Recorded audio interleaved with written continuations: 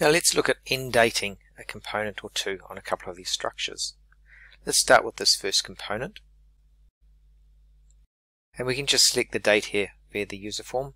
Again, you could enter it directly into the spreadsheet as well.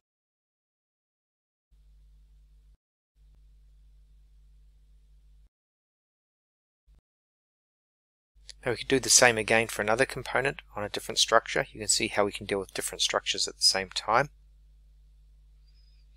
And we'll actually get rid of all the other components that we don't actually want to touch. So you can do this and only upload those records that are being changed.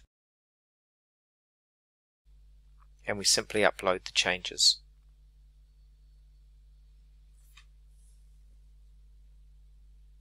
And check the records are accepted.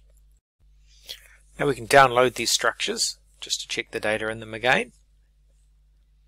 We just select the structures, use that download via sheet functionality.